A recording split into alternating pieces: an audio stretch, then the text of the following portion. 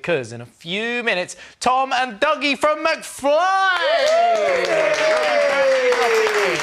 And Team 10 are going to be... It is now time to introduce our last guest. They've spent the last 17 years as best mates, bandmates and even housemates, so they certainly know the importance of listening and talking to loved ones when times are tough, which is why they want to help highlight the ways we can all emotionally connect with those around us. Please welcome Tom and Dougie. They're here with us today. The lads from McFly. Guys, tell us about this campaign you're a part of.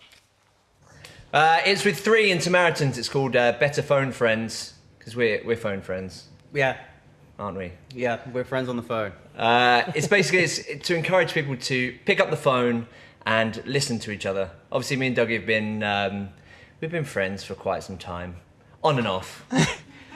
We love each other mostly, but we have obviously, like, you know, we know the importance of listening to each other and having someone when you need someone at the end of the phone to listen to your problems. I think particularly young men, and particularly at the time that we've been going through over the last, you know, what's been happening in the world over the last year, I think we could all do with knowing that someone's there at the end of the phone now more than ever. So it's an amazing campaign that we, you know, feel extremely passionate about to be involved with.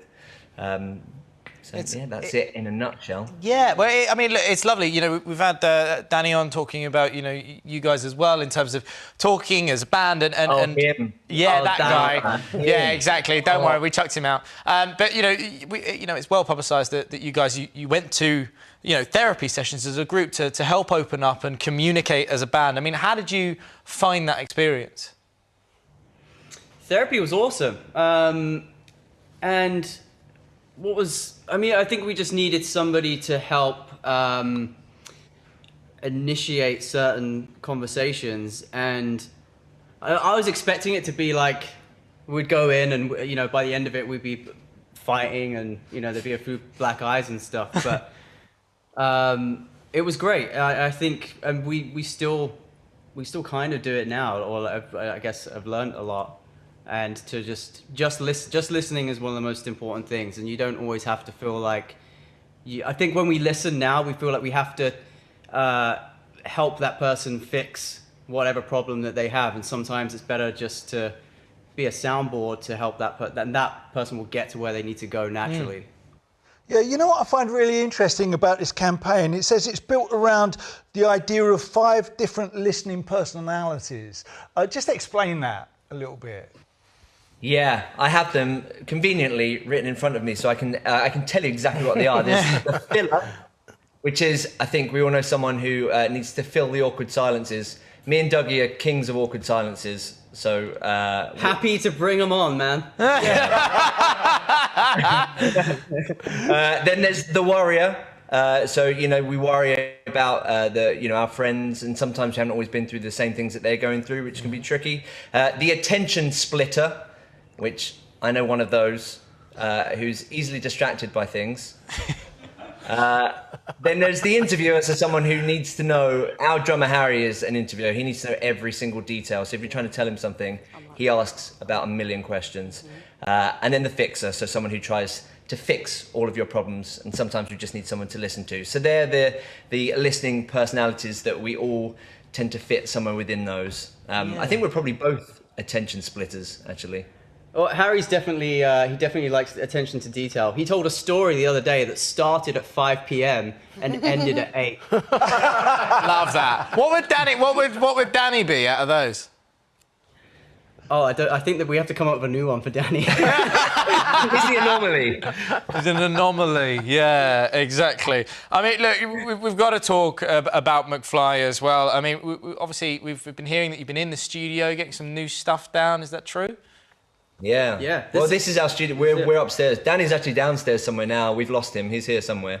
But yeah, we've been starting to make some music. You know, we've been a band for, I think, 18 years.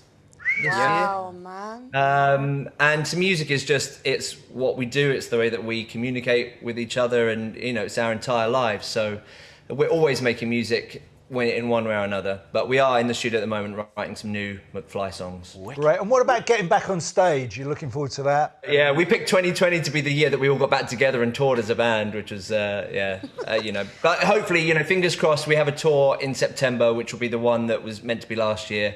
And, you know, it will be all the sweeter because of the gap, hopefully. Yeah. 100%. Hey, lads, look, we want to play a little bit of a game, right? We played this one with Danny, and we love it so much, right? And I think it's going to, well, just let us get to know you a little bit better as well. And it's a game we like to call... It's all about you. Or is it? OK. So, here's how it's going to work. I'm going to read out some statements. You just have to tell me which bandmate it relates to. OK? Here we go. Which band members were treated to a magic show by Paul McCartney? Oh, that was you and Danny. Yeah, me and Danny. He did the classic lighty up thumb trick, completely out of the blue. Yeah, blew my mind. So Paul McCartney walks around with a fake thumb. Yeah. Okay, that's how he did it. Yeah. I just thought, the magic thumb. Oh no, you've given away it. You've given away the Sorry, Paul. Sorry, Paul. Yeah. I know you're watching. Now, next up, who once hid his knitting habit from the rest of their bandmates? Tom. Yeah, it wasn't. You know, it's not the most rock and roll thing you can take on the tour bus. So I didn't show the guys. What I told did you them knit? afterwards. Just scarves. I was knitting scarves for the family for Christmas. Oh, that's nice. That's so nice. Yeah, that is so nice. Like that. Well, I mean, on the nice route as well. You can be doing on tour. on the nice route, yeah. Who once rescued a fox that was stuck in a fountain? I did. What a guy. I knew it would be you. I knew it would be you. Oh, my God. Well done. Well done, Dougie. Very well done. Right, this is quite major. Who got the giggles when meeting the Queen? Oh, I think it was Harry and Danny, right? Me and him tend to be the best behaved in those situations, whereas Danny and Harry are terrible and get the giggles in the worst It was situations. because next to us was Cliff Richard telling us the rules. We didn't know there was rules when meeting the Queen. He was like, okay, guys, so it's mom as in arm, not ma'am as in jam. And we were like, wait, Cliff, what was that again? That's like some bad dream. Like, which one? Don't speak unless spoken. Danny broke the rules. Danny, if this was like 200 years ago, would now have his head cut off because he spoke when he wasn't spoken to.